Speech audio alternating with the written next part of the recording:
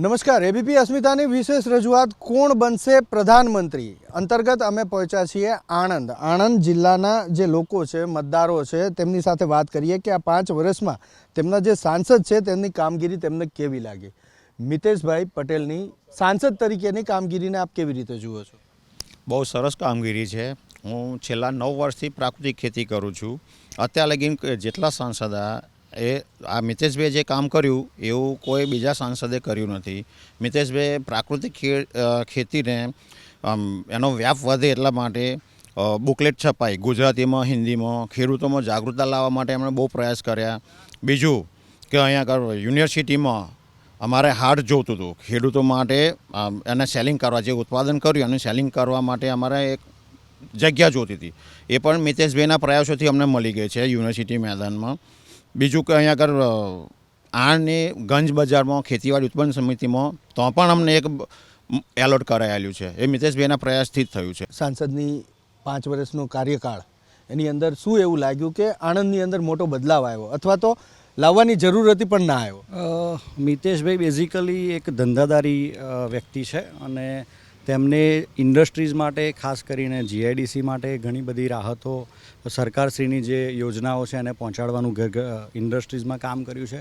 COVID-19 દરમિયાન એમને ઘણું બધું કાર્ય કર્યું છે, માસ્ક વિતરણથી લઈને ઓક્સિજન મશીન્સ માટેનું ડાયાલિસિસ સેન્ટર પણ ઊભા કરવાના એમને પ્રયાસ કર્યા છે। એટલે દરેક ક્ષેત્રે એમનો કંઈક ને કંઈક ફાળો છે અને એક એક્ટિવ મેમ્બર તરીકે એક્ટિવ સાંસદ તરીકે એમને ઘણો સારો રોલ પ્લે કર્યો છે।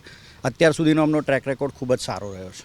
આપને શું લાગે છે આણંદ માટે શું કરવું જોઈતું હતું, શું થયું અને શું હજી કરવાની જરૂર છે? મારી દૃષ્ટિએ આ 5 વર્ષમાં મેડિકલ ક્ષેત્રે મિતેશભાઈએ જે બી કંઈ મહેનત કરી છે એ ખૂબ સારી રંગ લાવી છે અને બેઝિકલી અમે જ્યારે કોવિડમાં કામ કરતા હતા ત્યારે મિતેશભાઈ 24/7 અવેલેબલ હતા અને એમને જ્યારે પણ ફોન કરીએ તો બીજી રિંગ નથી જતી, ગમે તેટલા વાગે કોલ કરીએ એ ફોન ઉપાડી લેતા અને જે બી હોય અમારા પ્રશ્નો સોલ્વ કરતા હતા।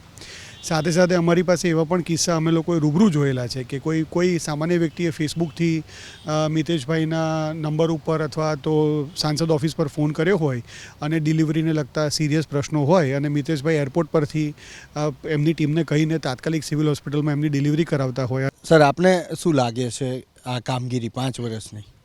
એકચ્યુઅલી હું ફાઇનાન્શિયલ સેક્ટરનો માણસ છું એટલે હું થોડીક ફાઇનાન્સ રિલેટેડ વાત કરીશ કે આપણા વડાપ્રધાન નરેન્દ્ર મોદી સાહેબે ઇન્ડિયન ઇકોનોમીને 5 થી 7 ટ્રિલિયન કરવાની જવાબદારી લીધી છે અને એ તરફ ઇન્ડિયા જઈ રહ્યું છે। આણંદ તમે જોશો તો આણંદની આજુબાજુ આ એનઆરઆઈનું હબ ગણાય, તો એનઆરઆઈ આવે અને અહીંયા ઇન્વેસ્ટમેન્ટ કરે તો અમે નોર્મલી એમને વિકાસની ને બધી વાત કરીએ તો એ વિકાસની વાત એમને કરીએ તો એ લોકો ક્યાં વિકાસ જોવા જશે? એ દર વખત કંઈ 10 દિવસ માટે આવ્યા હોય તો દિલ્હી જશે, બેંગ્લોર જશે, કર્ણાટક જશે, ક્યાં જશે? તો એમણે ક્યાંય જવાની જરૂર નથી કારણ કે એમપી લેવલે છેલ્લા 5 વર્ષમાં મિતેશભાઈએ જે અહીંયા આગળ કામ કર્યા છે અને 5 વર્ષ પહેલાં જ એમણે આણંદની વિઝિટ કરી હશે આણંદની આજુબાજુની અને અત્યારે જે વિઝિટ કરે તો એને એકદમ મોટો ચેન્જ લાગે છે અને વિકાસ છે। કેટલી જરૂરિયાત પૂરી કરી, કેટલી જરૂરિયાત હજી પણ પૂરી કરવાની બાકી? મિતેશભાઈ ઉર્ફે બકાભાઈ બહુ જ સારી વ્યક્તિ છે અને એમણે એમના જે 5 વર્ષનો જે સમયગાળો છે એમનો એની એમણે ઘણા બધા કામ કર્યા। એમાં ગ્લોબલ વોર્મિંગ એ આખું વિશ્વ એનો શિકાર થઈ રહ્યું છે તો એમણે સોજિત્રા તાલુકાનું ખરસાણ ગામ છે ત્યાં 10,000 વૃક્ષો વાવ્યા છે। એ જ રીતે તમે જોવા જાઓ તો વાસદમાં એસવીઆઈટી સ્કૂલ છે તેમણે 500 જેટલા વૃક્ષો વાવીને સરદાર વન નામ આપ્યું છે। પછી એ રીતે શિક્ષણમાં તમે જોવા જાઓ તો મિતેશભાઈએ 600 નવા ઓરડા બનાવ્યા છે, બાળકો સારું શિક્ષણ મેળવી શકે એના માટે 600 ઓરડા બનાવ્યા છે અને સાથે સાથે રસ્તા અને પેવિંગ બ્લોકનું કામ એમનું જબરજસ્ત રહ્યું છે। અત્યારે બીજું જોવા જાઓ કે અમારે બહુ મોટો પ્રશ્ન હતો તુલસી ગરનારાનો, અગાઉની સરકારોએ કામ નહીં કરેલું અને અમને એ 15 વર્ષ પછી એ તુલસી ગરનારું મળ્યું। અત્યારે ત્યાં 4 લેન રોડ થતો જાય છે, ત્યાં 4 લેન રોડ બનાવવાના છે, ત્યાં પણ 39 કરોડ રૂપિયાનું અત્યારે એ લોકોએ છે ને પહેલી એ આપી દીધી। બેન, આપને કેવી લાગી આ મિતેશભાઈની કામગીરી? થોડા બાજુ આવી જજો।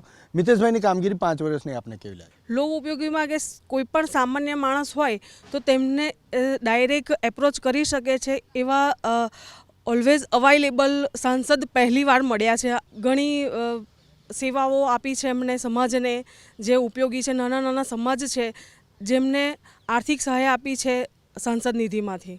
અચ્છા બેન, તમને શું લાગે છે કે કામગીરી તમારા આણંદમાં હજુ એવી ખરી કે જે હજી કરવાની બાકી હોય? કોઈ નવા સાંસદ આવે અથવા તો મિતેશભાઈ ફરીથી જો ભાજપ એને ટિકિટ આપે ને જીતે તો અલગ વાત. જીતશે કે નહીં એ તો કોઈ ક્વેશ્ચન આવતો જ નથી પહેલી વસ્તુ, કારણ કે આવી જ જવાના છે જે કાર્યો છે એ પ્રમાણે અને જે વિચારધારા છે એમની. એનું કારણ એ છે કે હું જે શિક્ષણ નીતિથી જોડાયેલી છું, હું પોતે યુનિવર્સિટી સરદાર પટેલ યુનિવર્સિટીમાં છું.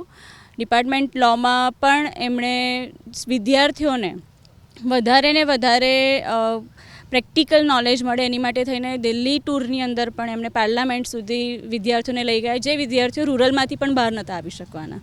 પરંતુ એમણે એટલા પ્રયત્ન કર્યા કે વિદ્યાર્થીઓ સાંસદની અંદર જઈને 15 મિનિટ તો 15 મિનિટનો સમય પણ આપી શકે.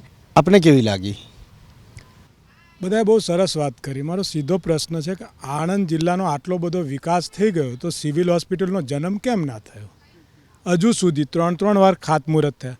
ખૂબ સરસ વાત કરી યુનિવર્સિટીનું. સિન્ડિકેટ સેનેટ મેમ્બર રહ્યો યુનિવર્સિટીમાં, વિદ્યાર્થી પ્રતિનિધિત્વ કરું છું.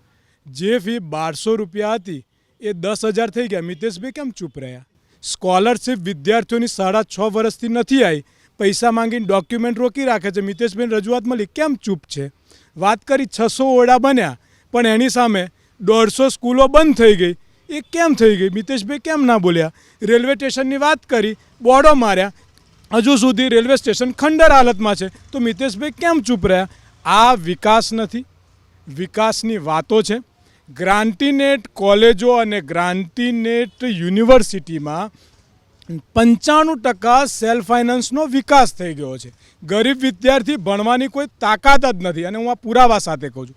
આમના જ રાજમાં બોગસ પ્રોફેસરો, બોગસ કુલપતિઓ અને બોગસ રજિસ્ટ્રારો હાઈકોર્ટમાં કેસ ચાલે છે. મિતેશભાઈ કેમ ચૂપ છે?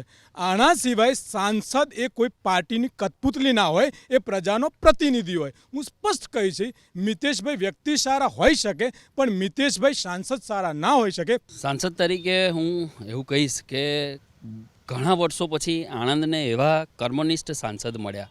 પહેલી વાત તો કે સાહેબે કહ્યું, મારા મિત્ર, કે સિવિલ હોસ્પિટલનું ઘણા વર્ષોથી આ કામ અટકેલું હતું. ખાતમુહૂર્ત થયું છે એટલે પૂરું તો થશે જ, એ વાત નક્કી છે.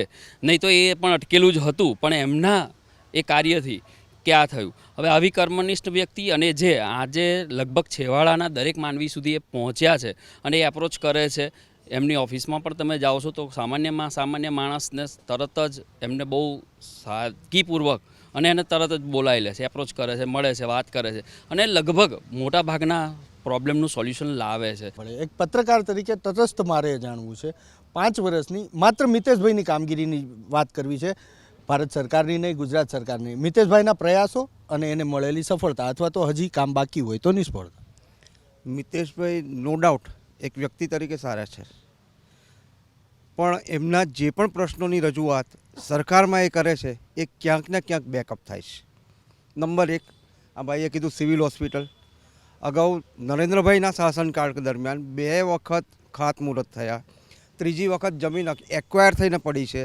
હજુ સુધી દિવાળી પહેલાં એની ટેન્ડર પ્રક્રિયા પૂર્ણ થઈ, પણ દિવાળીના નવા પંચાંગ ખુલ્યા પણ હજુ એનું મુહૂર્ત મળતું નથી. નંબર 1. નંબર 2, આણંદના રેલવે સ્ટેશનને બ્યુટિફિકેશન માટે એમણે સતત પ્રયાસ કર્યા છે, એ સરાહનીય છે. પણ પૂર્વ શાસકોએ જે ભૂલ કરી છે એ જ ભૂલ હવે એમનો છેલ્લું સત્રારંભ છે અને મહિના પછી ચૂંટણી આવશે એટલે એ જ પાછી આણંદનું railway station as it is બ્યુટિફિકેશનના નામે લોલીપોપ બનીને રહેવાનું છે.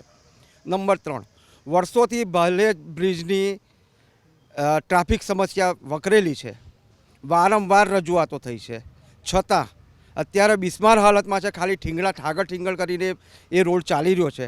તે આપણે સમર્થકોને સાંભળ્યા, આણંદના મતદારોને પણ સાંભળ્યા. એમનું કહેવું છે કે કેટલાક કામો થયા છે, કેટલાક કામો હજી વર્ષોથી નથી થયા. કોઈક સરાહી રહ્યું છે તો કોઈક કંઈ પણ રહ્યું છે કે ક્યાંક હજુ કચાશ રહી છે, ક્યાંક હજુ ઉણપ રહી છે. કેમેરામેન પિયુષ સાથે હિરેન રાજગુરુ, એબીપી અસ્મિતા, આણંદ.